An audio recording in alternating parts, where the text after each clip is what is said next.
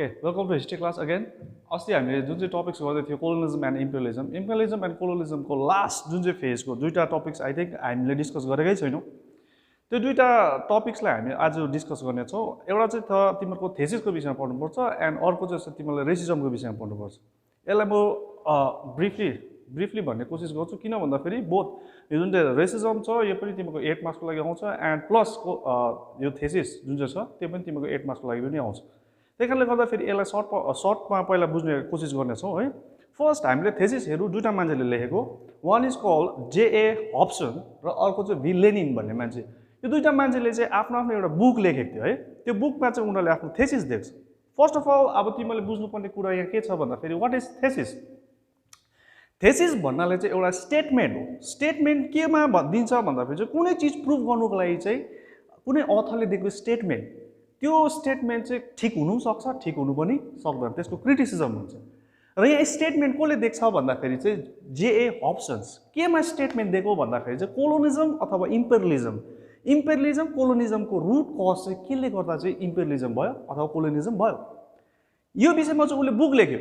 बुकको नाम चाहिँ थियो imperialism a study, published in the year 1902। 1902 मा पब्लिश भएको बुक है। यसको इंग्लिश भएको कारणले गर्दा फेरि यो इंग्लिश ल्याङ्ग्वेजमै छ।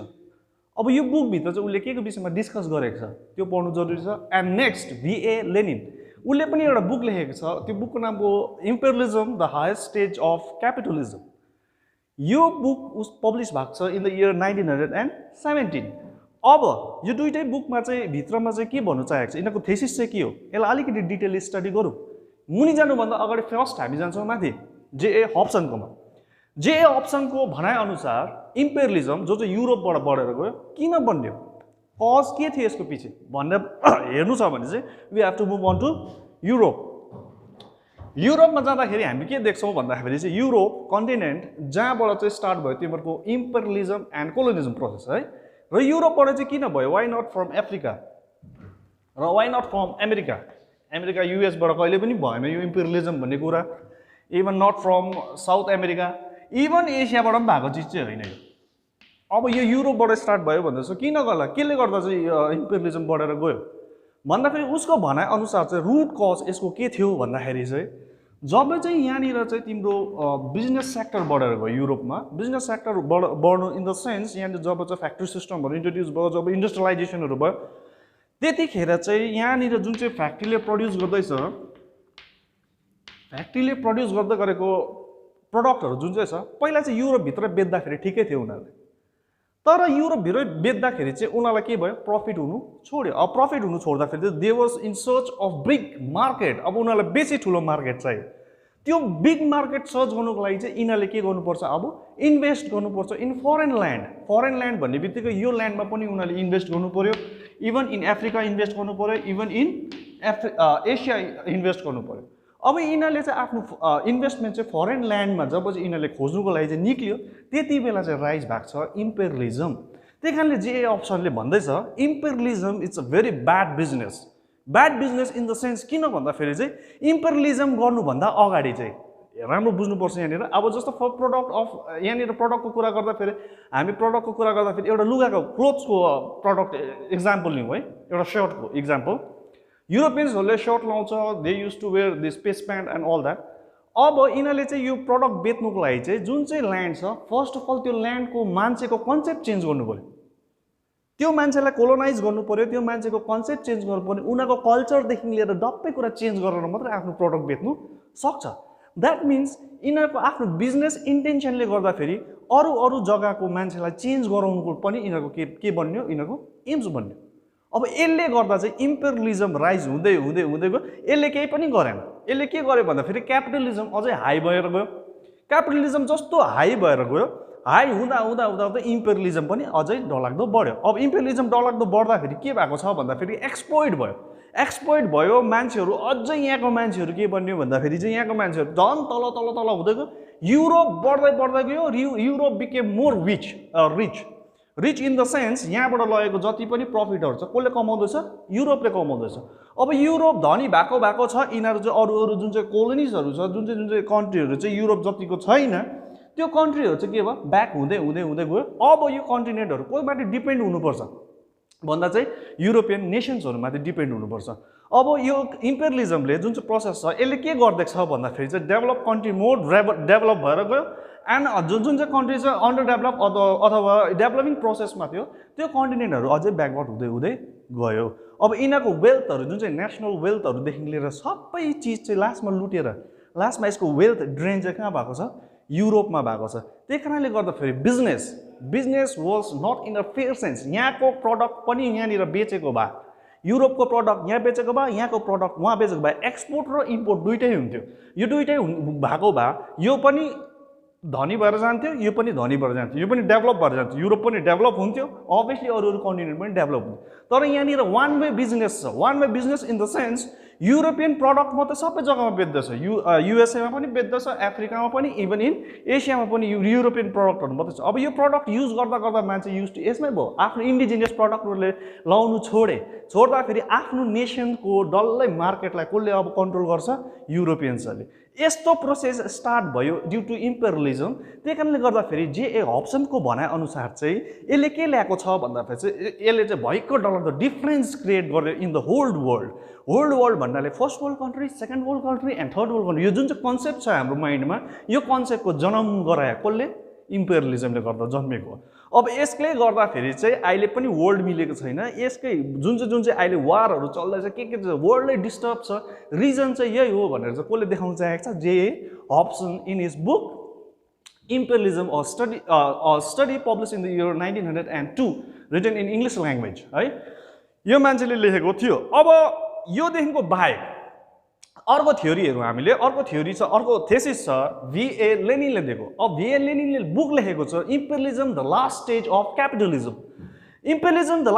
Capitalism published in the year 1917 अब try to remember world war भएको छ तिम्रो राइट फ्रम 1914 टु 1918 यो वर्ल्ड वार जुन चाहिँ भयो यो वर्ल्ड वारको रिजन के थियो यो वर्ल्ड वार केले गर्दा चाहिँ भएको यो वर्ल्ड वारको एक्चुअली रुट कज चाहिँ के थियो यसको एन्सर दिनु खोजेको हो कसले VA लेनिन अब VA लेनिनले चाहिँ उसले he was trying to give a statement regarding the cause for the First World War हामीलाई थाहै छ विश्वयुद्ध है जसले डरलाग्दो ड्रास्टिक चेन्जेस ल्यायो वर्ल्डको सिस्टमलाई चेन्ज गरेर राख्दै कति मिलियन्स मान्छे मर्यो होला अब यो वर्ल्ड वारको रुट कज चाहिँ के हो भनेर VA लेनिनले भन्दैछ यसको बुकमा imperialism the higher stage of capitalism उसले भन्दैछ कि इम्पेरियलिजम अथवा क्यापिटलिस्ट कन्ट्रीमा जब चाहिँ कम्पिटिसन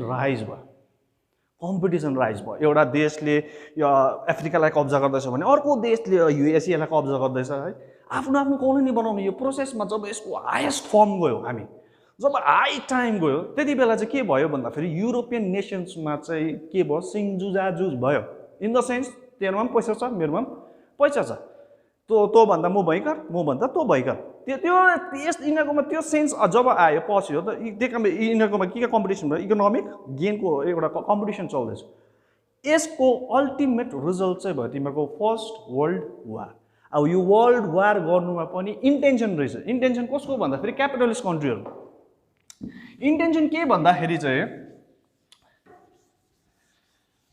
फर्स्ट वर्ल्ड कन्ट्री जुन चाहिँ छ क्यापिटलिस्ट कन्ट्रीबाट जुन चाहिँ world war we all know that युरोपबाट नै स्टार्ट भएको तिम्रो फर्स्ट वर्ल्ड वार जब यहाँबाट स्टार्ट हुनुमा इन्टेन्सन चाहिँ के थिएछ भन्दाखेरि चाहिँ यो वार गर्नुमा चाहिँ के हो भन्दाखेरि टु अक्वायर द टेरिटरी यो वार गर्दाखेरि जो भयङ्कर छ त्यसले चाहिँ आफ्नो फोर्स लगाएर चाहिँ अर्काको टेरिटरी के गर्नु कब्जा गर्नु त्यस्तै भएको पनि थियो वर्ल्ड वारमा है अर्काको टेरिटरी कब्जा गर्ने वार हो यो अर्काको वेल्थ लुट्ने वार हो that means it was also a kind of business war टाइपको थियो यो it was a planned war पनि भनिन्छ अब उसको भनाइअनुसार चाहिँ के हो भन्दाखेरि चाहिँ इम्पेरियलिजम जो चाहिँ एउटा बिजनेसबाट प्रोसेसबाट स्टार्ट भएको छ जुन चाहिँ प्रफिट गेन गर्नुबाट चाहिँ स्टार्ट भएको प्रोसेस हो यसको रिजल्ट अल्टिमेटली कहाँ गएर सक्यो भन्दाखेरि चाहिँ फर्स्ट वर्ल्ड वार यो फर्स्ट वर्ल्ड वारमा चाहिँ हामीले क्यापिटलिजमको चाहिँ हाइएस्ट फर्म देख्छौँ हाइएस्ट फर्म क्यापिटलिस्ट नेसन्सले जे गर्छ उनीहरूले प्रफिट गेन गर्नुको लागि गर्छ फर्स्ट वर्ल्ड वारबाट अरू कन्ट्रीलाई चाहिँ नोक्सान पर्यो they were in great loss loss in the sense उनीहरूको वेल्थ सक्यो, उनीहरूको मान्छे मऱ्यो है। तर यो वारबाट चाहिँ capitalist nations they were very much profited, उनीहरूले प्रफिट गेन गरि नै रहेको थियो।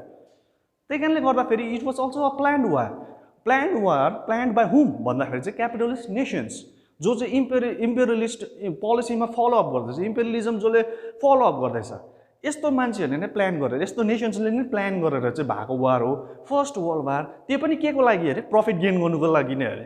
अब यो वारबाट पनि प्रफिट गेन कसरी गर्यो भन्दा टेरिटोरी अक्वायर गर्यो है, टेरिटोरी अक्वायर गरेर अरूको नेसनको वेल्थ लुटेर, त्यसो गरेर यो बिजनेस एक प्रकारले हेऱ्यो भने यो पनि एउटा काइन्ड अफ बिजनेसको रिजल्टै हो। यो पनि एउटा बिजनेस हो जहाँबाट चाहिँ प्रफिट कमाउनुको लागि चाहिँ गरिएको थियो भन्ने कुरा चाहिँ कसले भन्दछ यहाँनिर? V.A. लेनिन। त्यही कारणले यो भनाइ हो कि होइन, आदि उदि मान्छेले यसलाई हो पनि भन्नु सक्छौँ अथवा होइन पनि भन्नु सक्छौँ, यो पक्कै हो भनेर भन्नु सक्दैनौँ। यस्तै स्टेटमेन्टलाई चाहिँ हामीले भन्छौँ थेसिस। यो थेसिसबाट हामीले फर्दर रिसर्च चाहिँ गर्न सक्छौँ, पक्का हो यो यस्तै हो भनेर हामीले यसलाई चाहिँ प्रुभ गरेर मानिलिनु चाहिँ सक्दैनौँ। यसलाई मानिलिनुको लागि चाहिँ हामीले प्रुभ गर्नुपर्छ। अब उसले दिएको जुन चाहिँ स्टेटमेन्ट छ रिगार्डिङ इम्पेरियलिजम, यो पनि हुनसक्छ अथवा हुनु सक्दैन। V.A. लेनिनले जुन चाहिँ दिएको स्टेटमेन्ट छ रिगार्डिङ इम्पेरियलिजम एन्ड क्यापिटलिजम, यो पनि उसले भनेको चिज हुनसक्छ अथवा हुनु सक्दैन। तर कतिजनाको मान्छे फिलोसफर्सहरूको भनाइअनुसार चाहिँ यस, उनीहरूले भनेको कुरा कतिपय 100% करेक्ट नभए पनि 15% इट मे बी करेक्टेड अथवा इट मे बी करेक्ट, तर 100% करेक्ट हुन्छ भनेर हामीले उनीहरूको स्टेटमेन्ट हामीले प्रुभ गर्नु सक्दैन। यसलाई हामीले राम्रोसँगले के गर्नुपर्छ भन्दाखेरि बुझ्नु ट्राई गर्नुपर्छ। हो यिनीहरूले भनेको हो स्टेटमेन्ट करेक्ट हो, करेक्ट थियो, साँच्चै नै हो भनेर यसलाई प्रुभ गर्नुको लागि चाहिँ we have to go on detail study. त्यही स्टडी गरेर लेखेको चिजलाई नै हामीले भन्छौँ थेसिस। एउटा दिएको छ हब्सनले, एउटा दिएको छ लेनिनले, दुईजनाको यो मिलाएर भन्छ चाहिँ हब्सन लेनिन थेसिस भन्छ। हब्सन एन्ड लेनिन थेसिस। रिमेम्बर तिमीले जुन चाहिँ मैले भने त्यही अनुसारले लेखे पनि हुन्छ in examination, it will come up 8 marks, 8 मार्क्सको तिमीमा आउँछ है। कोही बेला एमसिक्यूमा पनि आउँछ, यो चिज चाहिँ तिमीलाई एमसिक्यूमा कोही बेला दिएको हुन्छ। अब यहाँनिर पढ्नुपर्ने यिनीहरूको क्रिटिसिजमको विषयमा पढौँ है। ओके, जन हब्सन्स एन्ड लेनिनको जुन चाहिँ छ यसको अब हामीले क्रिटिसिजम पढ्नुपर्छ। क्रिटिसिजम मिन्स उनीहरूको अगेन्स्टमा के लेखेको छ, उनीहरूको जुन चाहिँ थेसिस छ, यो थेसिसहरूको गल्ती चाहिँ के हो त्यो निकाल्ने काम पनि हामीले गरेको छ, मतलब फिलोसफर्सहरूले गरेको छ। अब क्रिटिसिजम हेऱ्यो भने both Lenin and Hobsons they were the follower of Marx, Karl मार्क्सको भन्छ। र कार्ल मार्क्सको भनाइ अनुसार चाहिँ society is divided into 2 group, have and have not. Have means rich people, have not means poor. Rich people र poor बिचमा चाहिँ जसले पनि इकोनोमिक क्लास भइबस्छ ड्यु टु इकोनोमीले गर्दा भनेर चाहिँ कार्ल मार्क्स उसको थ्योरी भेरियस थ्योरिजहरूमा दिइसकेको छ। थ्योरी अफ क्लास स्ट्रगल थुप्रो थ्योरीहरू छ। अब यो कार्ल मार्क्सको जुन चाहिँ थ्योरी छ यही लगाएर चाहिँ के लेखेको छ, थेसिस लेखेको हो अरे। द्याट मिन्स यो थेसिस टोटली प्रुभ गर्नु सक्दैन हामीले। इट वाज के गर्दैछ भन्दाखेरि चाहिँ कार्ल मार्क्सकै त्यो पुरानो थ्योरीलाई नै हाइलाइट गर्नु चाहेको मात्रै हो, बोथ लेनिन एन्ड हब्सनले भन्ने यहाँनिर कुरा छ। अब वर्ल्डमा हामीले देख्छौँ धनी कन्ट्री युरोप, गरिब कन्ट्री अफ्रिका भयो, अब एसियाहरू भयो है, यिनीहरू चाहिँ पुवर भनेर हामीले बुझ्यौँ भने दे वर रिच। अब रिच र पुवरको बिचमा चाहिँ जहिले पनि के छ, क्लासेस छ। अब यो क्लास डिभिजन चाहिँ पहिलादेखिको भइहालेछ। पहिलादेखिको कहिले भन्दाखेरि जब इम्पेरियलिजम भन्ने कुरा चाहिँ स्टार्ट भयो त्यति बेला चाहिँ स्टार्ट भयो तिमीहरूको concept of division in society. In society मात्रै नभएर नेसन्समै भनौँ। अब यो भयो डेभलप नेसन्स, यो भयो अन्डर डेभलप अथवा डेभलपिङ नेसन्स, यो भयो धनी, यो भयो गरिब। यिनीहरू बिचमा चाहिँ जहिले पनि के हुन्छ अरे, क्लासेसहरू भइरहेको छ अरे ड्यु टु इकोनोमी है, वेल्थ, पैसाहरूले गर्दाखेरि चाहिँ यिनीहरू बिचमा के भइरहेको छ, क्लासेस भइरहेको छ। अब जुन चाहिँ चिज कार्ल मार्क्सले भनेको थियो त्यही चिज नै चाहिँ कसले चाहिँ फेरि हाइलाइट गर्दैछ यहाँनिर, बोथ लेनिन एन्ड हब्सन्स। यिनीहरूको थ्योरी काहीँ न काहीँ यिनीहरूको थेसिस लेखेको काहीँ न काहीँ it may be correct, but totally correct हो भनेर हामीले भन्नु सक्दैन, because they were both pro Marxist भनेको मार्क्सिजमलाई सपोर्ट गर्नेहरू थियो। V.A. लेनिन त झन् रसियाको leader, he was a Marxian leader, communist leader है। त्यो भएर उनीहरूको जुन चाहिँ थेसिस छ it was totally against capitalism अथवा क्यापिटलिस्ट जुन चाहिँ इकोनोमिक सिस्टम छ यसको टोटली अगेन्स्टमा लेखेको छ। यिनीहरूलाई के गर्नु, क्यापिटलिजममा के गर्नु चाहेको छ भन्दाखेरि यिनीहरूले क्रिटिसाइज गर्नु चाहेको छ। Capitalism is not a very successful business अथवा economic policy of a world भनेर चाहिँ यिनीहरूले भन्नु चाहेको मात्रै हो। द्याट मिन्स यो सिस्टमै चल्दैन भनेर चाहिँ यिनीहरूले प्रुभ गर्नु चाहेको छ। त्यो चाहिँ यस्तो चाहिँ भएको छ दुईटै बुकमा, imperialism of study and imperialism the last stage of capitalism, both बुकमा चाहिँ हामीले देख्छौँ। अब अर्को हेऱ्यो भने जब चाहिँ यिनीहरूले लेख्यो, अर्को क्रिटिसिजम हेऱ्यो भन्दाखेरि चाहिँ के देख्छौँ भन्दाखेरि चाहिँ जब चाहिँ बोथले बुक लेख्यो, एउटा पब्लिस भएको छ इन द इयर 1902, एउटा पब्लिस भएको छ इन द इयर 1917, बोथ बुकलाई हेऱ्यो भने त्यति बेला वर्ल्डमा ड्रास्टिकली चेन्जेसहरू आउँदै थियो है। चेन्जेस इन द सेन्स कतिवटा सिस्टम कतिवटा कन्ट्रीमा त्यति बेला रिभोल्टहरू चल्दै थियो, आन्दोलनहरू चल्दै थियो, एजुटेसन्सहरू हुँदै थियो, वर्ल्ड वाइड नै सिस्टम चेन्ज हुनुको लागि एउटा प्रोसेस चाहिँ चल्दै थियो। फर्स्ट वर्ल्ड वारको ब्याकग्राउन्ड प्रिपेयर हुँदै थियो, फर्स्ट वर्ल्ड वारको लडाइँ लड्नुको लागि कन्ट्री नेसन्सहरूमा एउटा तयारी भन्ने चिज हुँदै थियो। अब यस्तो टाइममा लेखिएको यो बुक चाहिँ रिलेटेड कोसँग हुन्छ भन्दाखेरि यिनीहरूको एम्स मेनली कोसँग छ, पोलिटिक्स। पोलिटिक्ससँग रिलेटेड यिनीहरूको के हो, यो थेसिस हो। त्यही कारणले गर्दाखेरि टोटली हामीले यो थेसिसलाई अप्रुभ गर्न सक्दैनौँ भन्ने चाहिँ हो, जुन चाहिँ तिमीले लेख्नुपर्छ इन क्रिटिसिजम। ओके, यो जोन हब्सन एन्ड लेनिनको I think theory is very much clear to you. यति नै बुझ्नुपर्ने हो, यसलाई don't try to go in deep है। यदि बाहिर तिमीहरूले एउटा कन्सेप्ट राख्नु। अब योदेखिको उता चाहिँ एउटा लास्ट उब्रेको टपिक छ फ्रम च्याप्टर 2, त्यो टपिक्सको नाम चाहिँ हो रेसिजम। रेसिजम भन्ने चिज चाहिँ हामीले पढ्नुपर्छ last topics from this chapter, त्यहाँको यो च्याप्टर तिमीहरूको कम्प्लिट हुन्छ, that is chapter 2 colonialism and imperialism. Racism बुझ्नुभन्दा अगाडि हामीले रेस बुझौँ। रेस भन्ने बित्तिकै यहाँनिर प्रजाति बुझ्छौँ हामीले, नेपालीमा डाइरेक्टली भन्यो भने प्रजाति। हामी अर्कै रेसको मान्छे, युरोपियन्सहरू अर्कै रेसको मान्छे, हामी मङ्गोलियन्स रेस भन्छ है। त्यसरी नै Indo Aryans race and various group of Europeans race, थुप्रो रेसको मान्छेहरू हामीले देख्छौँ। रेस भन्नुको मतलब प्रजातिको मान्छे। अब यो प्रजातिमा पनि के छ भन्दाखेरि चाहिँ एउटा प्रजाति चाहिँ भयङ्कर, अरू प्रजाति चाहिँ राम्रो छैन, अनसिभिलाइज्ड। एउटा प्रजाति चाहिँ उनीहरू पोलिटिक्समा पनि भयङ्कर अरे, इकोनोमीमा पनि भयङ्कर अरे, they are very much sophisticated अरे, कल्चर पनि उनीहरूको राम्रो अरे।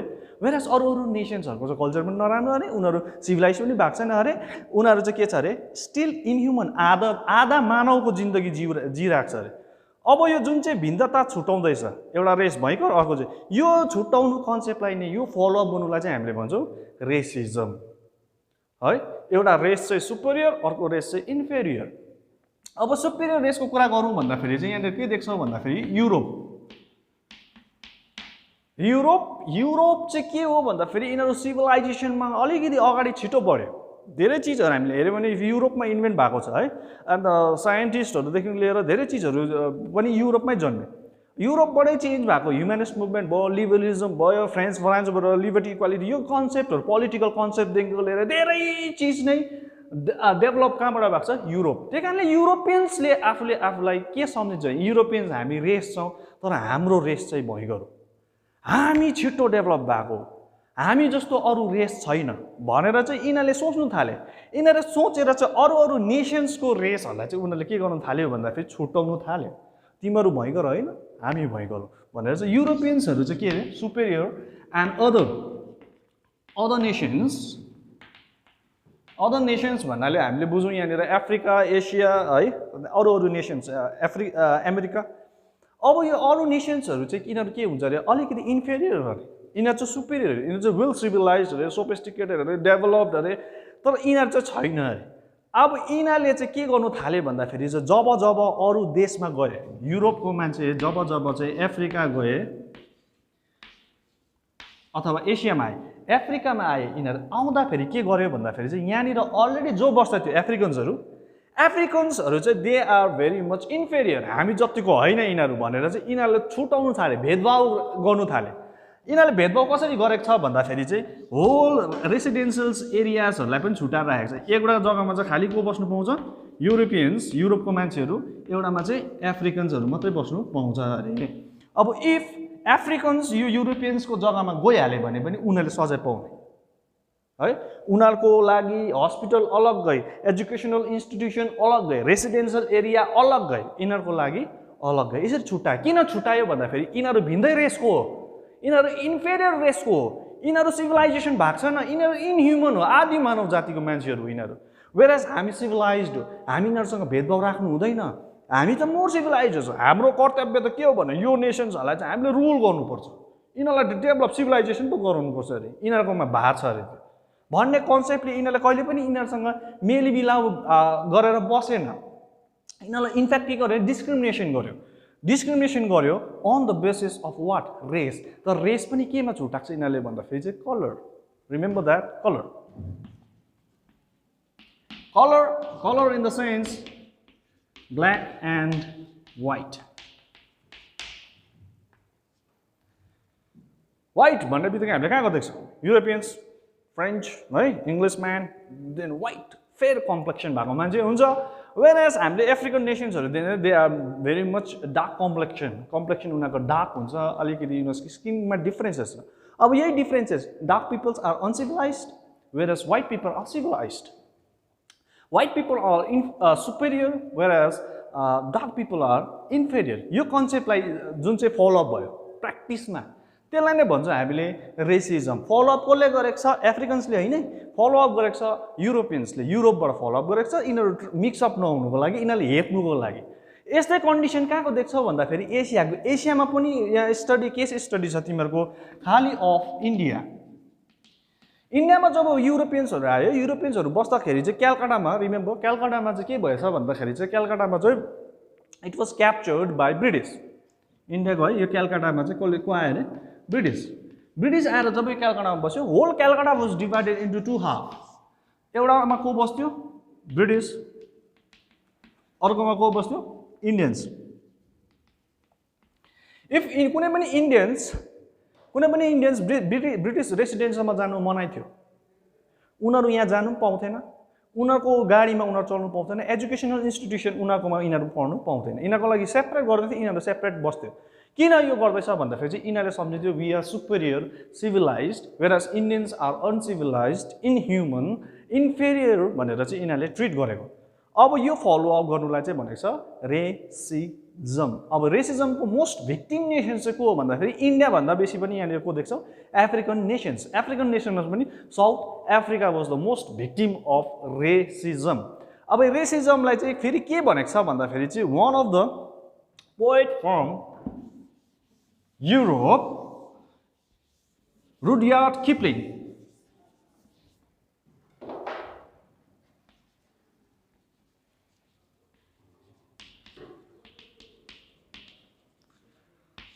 रुडयार्ड किपलिङ यो पोएटले के लेखेको छ भन्दाखेरि वान पोएम लेखेको छ, एउटा पोएम लेखेको छ। त्यो पोएमको नाम चाहिँ तिमीले देख्छौ व्हाइट्सम्यान बर्डन भनेर। व्हाइट्सम्यान बर्डन भनेको चाहिँ भार के छ व्हाइट म्यानकोमा भन्दा, व्हाइट म्यान मिन्स युरोपियन्सकोमा चाहिँ के भार छ अरे भन्दाखेरि चाहिँ यो अनसिभिलाइज नेसन्सहरू जुन चाहिँ छ, अमेरिका भयो, अफ्रिका भयो, इभन एसिया भयो, यो अनसिभिलाइज नेसनलाई चाहिँ सिभिलाइज गर्नु चाहिँ भार कसकोमा अरे, व्हाइट म्यान्सकोमा अरे। त्यही कारणले गर्दा उनीहरू युरोप छोडेर अरू कन्टिनेन्टमा गएको अरे। युरोपियन्सले युरोप छोडेर they went to Africa, even America, USA, अहिले जो भन्छ हामीले North America and even South America, even कहाँ आएको अरे, एसिया।